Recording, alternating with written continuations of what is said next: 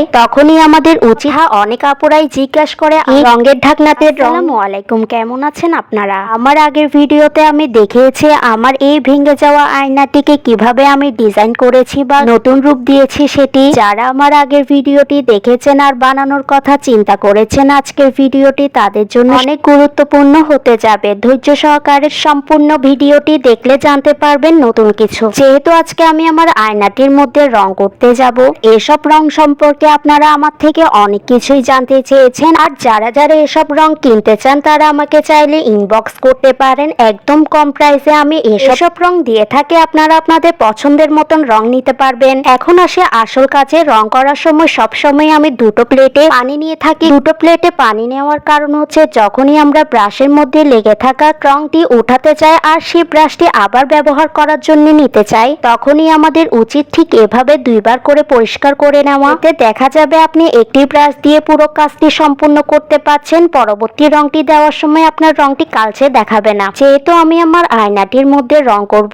যার কারণে আগে থেকেই কলম দিয়ে এঁকে নিচ্ছিলাম যাতে আমার রং করাটা সহজ হয়ে যায় মতন। আপনারা তো জানেনই আমি যেখানে কলম দিয়ে আঁকছি সেটি হচ্ছে কাগজ দিয়েই তৈরি, যার কারণে আমার কলম দিয়েও আঁকতে সুবিধা হচ্ছিল। ঠিক এভাবেই আমি পুরো কাজটি সম্পূর্ণ করে নিব। এখানে একটি কথা বলে রাখা ভালো, বেশি ঘষাঘষি করে আঁকতে যাবেন না, শুধু নিজে বুঝেন মতন করে আঁকবেন, না হলে রং করার সময় আপনার কলমের দাগটি বেশি বোঝা যাবে আর দেখতেও বাজে লাগবে। ব্রাশের মধ্যে রং লাগানোর আগে অবশ্যই আপনাকে আগে ব্রাশটি ভিজিয়ে নিতে হবে, তারপর আপনি যে কোনো রঙে ব্রাশের মধ্যে লাগাতে পারবেন। যাদের রং সম্পর্কে একদমই ধারণা নেই তাদের জন্য হয়তো আমার এই কথাগুলো অনেক গুরুত্বপূর্ণ হতে যাবে। হয়তো এসব ছোটখাটো কথা আপনাকে কেউ বলতে যাবে না, কিন্তু মানুষ করতে করতে শিখে। আমিও ঠিক করতে করতে জানতে পেরেছি, যার কারণে আজকে আপনাদেরকে কিছুটা হলেও ধারণা দিতে পারছি। সম্পূর্ণ ভিডিওটি দেখুন, আরো জানতে পারবেন নতুন কিছু। এখানে একটি জিনিস বলে রাখি, আমি যেহেতু কাগজের ক্লে দিয়ে এসব জিনিস করেছি, যার কারণে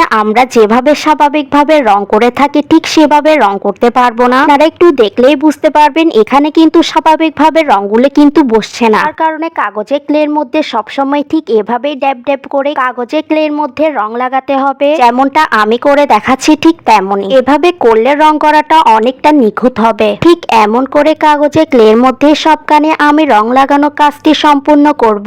এখানে আরেকটি কথা, অনেক আপুরাই জিজ্ঞাসা করে আমি এই কাগজের ক্লেগুলো কিভাবে বানিয়েছি। কথা হচ্ছে আমি আমার এই কাগজের ক্লেগুলো বানানোর কয়েকটি ভিডিও শেয়ার করেছি, কিন্তু আপনারা সম্পূর্ণ ভিডিওটি না দেখার কারণে হয়তো এই কথাটি বলে থাকেন। আর আমার যারা নতুন ফলোয়ার্স তাদের বলবো আপনারা চাইলে আমার আগের ভিডিওগুলো দেখে আসতে পারেন। আমি যতবারই ব্রাশের মধ্যে রং লাগাই বা পরবর্তী আরেকটি রং দেওয়ার জন্য প্রস্তুত হই, ততবারই আমি ব্রাশটি মুছে নিই, কারণ ব্রাশের নিচের অংশে যদি রং থেকে থাকে তখন সেই রংগুলি আবার হাতে লেগে যায়। আর সবসময় চাইবেন একটি ব্রাশ দিয়ে সব কাজ সম্পূর্ণ করার। সবসময় রং করার আগে রঙের বোতলটি ঠিক এভাবে ছেঁকে নেওয়ার চেষ্টা করবেন, কারণ রঙে লেগে থাকা কেমিক্যাল গুলো উপরে উঠে থাকার কারণে বোতলের নিচের অংশের রংগুলি একদমই বসে যায়, যার কারণে ছেঁকে নেওয়াটাই বেশি প্রয়োজন। ছেঁকে নেওয়ার কারণেই রংটি এখন পুরোপুরি রেডি হয়ে গেল। আর আমার অনেক আপুরাই এই ভুলটি করে থাকে, যারা যারা আমার থেকে রং নিয়েছেন তাদের কথাই বলছি। একটা সময় কিন্তু আমিও এই ভুলটি করেছিলাম, রঙের বোতলটি না ছেড়েই আমি রং দেওয়া শুরু করে দিতাম। তারপর পরে দেখতাম রংগুলি অনেকটা হালকা ধরনের দেখায়। পরে বুঝতে পেরেছি রং না ঝাঁকার কারণেই কিন্তু এমনটা হতো। অনেকজনকেই দেখেছি প্লেটের মধ্যে রং নিয়ে রং করে, কিন্তু আমি রং করার জন্য রংগুলি এভাবেই ঢাকনাতে নিয়ে থাকি। রঙের ঢাকনাতে রং নিয়ে এভাবে কাজ করতে আমার অনেকটা সুবিধা মনে হয়। রঙের ঢাকনাটি ছোট হওয়ার কারণে হাতের নাগালে থাকে আর কাজটাও অনেক সহজ করে দেয় মতন লাগে। ধরুন আমি একটি প্লেটের মধ্যে রং নিলাম রং করার জন্য, আর সে রং রাখা প্লেটটিও ধোয়ারও ব্যাপার স্যাপার আছে। আর রং উঠানো যে কত বিরক্তিকর একটি বিষয়, এটি যারা রং নিয়ে টুকটাক কাজ করে তারাই জানে। রঙের ঢাকনা দিয়ে যেহেতু কাজ করবেন, রঙের উপর কাগজ বা অন্য কিছু বসিয়ে দিতে পারেন, এতে রং শুকাবে না। এখন আমি ঠিক এভাবে নীল রংটি সবখানে দিয়ে দিব। নীল রং কার কার পছন্দ সবাই বলবেন, কিন্তু নীল রং দেওয়াতে আমার নিজেরই অনেক ভালো লাগছিল আয়নাটি দেখতে। তারপর অনেক চিন্তা ভাবনা করে পরের রংটি দেওয়ার জন্য শেষমেশ গোলাপি রংটিকে বেছে নিলাম। একটি রঙের সাথে আরেকটি রং যদি না মানে তাহলে তো আরো বড় সমস্যা। কোন রঙের সাথে কোন রংটি মানাবে সেটি চিন্তা করেই রং লাগানো উচিত, কারণ আপনি একটি জিনিস কষ্ট করে বানালেন আর আপনার রং করাটাই যদি বাজে হয় তাহলে আপনার নিজের জিনিসটি নিজেরই দেখতে ভালো লাগবে না।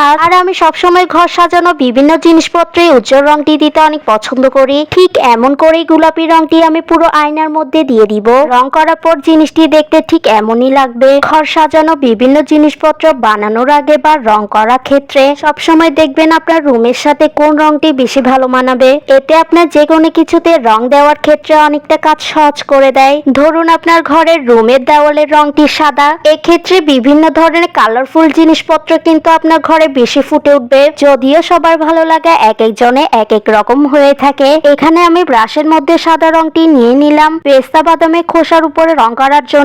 যদিও আমি আমার বাদামের খোসাগুলি উল্টো করে লাগিয়েছি যাতে আমার রং দিতে সুবিধা হয় মতন। আমি শুধু ব্রাশটিকে ঘুরিয়ে নিচ্ছিলাম আর বাদামের খোসাটি সম্পূর্ণ রং করা হয়ে যাচ্ছিল। প্রথমেই ভেবেছিলাম যে বাদামের খোসাগুলোতে রং করাটা অনেক কষ্টকর হয়ে পড়বে, কিন্তু ঠিক এভাবেই রং করাতে আমার কাজটা অনেকটা সহজ হয়ে গিয়েছিল। আপনারা চাইলে আগে থেকেই এই বাদামের খোসাগুলো রং করে পরে লাগাতে পারবেন যে কোনো কিছুতেই, কিন্তু আমার ক্ষেত্রে আমার যখনের কাজ তখনই বেশি করতে বেশি ভালো লাগে। ঠিক এমন করেই আমি পুরো বাদামের খোসাগুলোতে সাদা রং দিয়ে দিব। সবগুলি বাদামের খোসাতে রং করার পর জিনিসটি দেখতে ঠিক এমনই দেখাবে। বাদামের খোসাতে সাদা রংটি দেওয়াতে আরো যেন দ্বিগুণ ফুটে উঠেছে এর সৌন্দর্য। হয়তো আপনাদের অনেকজনেরই মনে হতে পারে আমি নিজের প্রশংসা নিজেই করছি, কিন্তু আমি সবসময় এই জিনিসটিই মনে করি যে মানুষের কাছে ভালো লাগছে কি লাগছে না সেটি ভাবার আগে সবসময় ভাবা উচিত নিজের কাছে কতটা ভালো লাগছে। যে জিনিসটি শখের বসে নিজের জন্য নিজেই বানাচ্ছি, নিজের কাছেই রাখবো আমি, সেক্ষেত্রে আমার নিজের কতটা নিজের জিনিস ভালো লাগছে সেটি বেশি দেখা দরকার। এখানে আমি আরেকটি রং নিয়ে নিয়েছি। এই রেডি করা রংগুলো এতই ভালো যে আমি অল্প কিছু রং দিয়ে পুরো কাজটি সম্পূর্ণ করে ফেলতে পারছিলাম। সেটি আপনারা ভিডিওর মাধ্যমেই দেখতে পাচ্ছেন আমি যে পুরো কাজটি সম্পূর্ণ করেছি এই রেডি করা রং দিয়েই। বিভিন্ন ধরনের জিনিসপত্র বানানোর পর যদি দেখে আমার রঙের প্রয়োজন পড়ে তখন আমি এসব রঙই ব্যবহার করে আসছি। আপনারা আমার আগের ভিডিওগুলি দেখলেই বুঝতে পারবেন আমি এসব রং দিয়ে সব কাজ সম্পূর্ণ করি। আমি ঠিক এভাবে কিছুটা ফুলের মাঝখানে রং দিয়ে দিচ্ছিলাম যাতে জিনিসটা দেখতে আরো বেশি ভালো দেখায় মতন। এমন করে পুরো সব ফুলের মধ্যে আমি রং করে দিব। আর রং করার পর জিনিসটি দেখতে ঠিক এমনই লাগবে। একটি একটি ফুলে রং করে আমি সবগুলো ফুলের কাজ সম্পূর্ণ করতে পারলাম। আসল খুশি তো এখানেই যে কাজটি সম্পূর্ণভাবে নিজের মনের মতন করে শেষ করতে পারলাম। তার থেকে বড় বিষয় হচ্ছে জিনিসটা আপনাদের সাথে শেয়ার করতে পারলাম। আপনাদের একটি লাইক ফলো শেয়ার আমার পরবর্তী ভিডিও করার আগ্রহ আরো বেশি বাড়িয়ে দিবে। আর এমন সব উপকারী ভিডিওগুলো আপনাদের সামনে আমার তুলে ধরতে বেশি ভালো লাগে। ফেলে দেওয়া জিনিসকে কিভাবে কাজে লাগানো যায় এমন সব ভিডিও পেতে ফলো দিয়ে রাখতে পারেন আমার পেজে। আশা করি সবাই ভালো থাকবেন।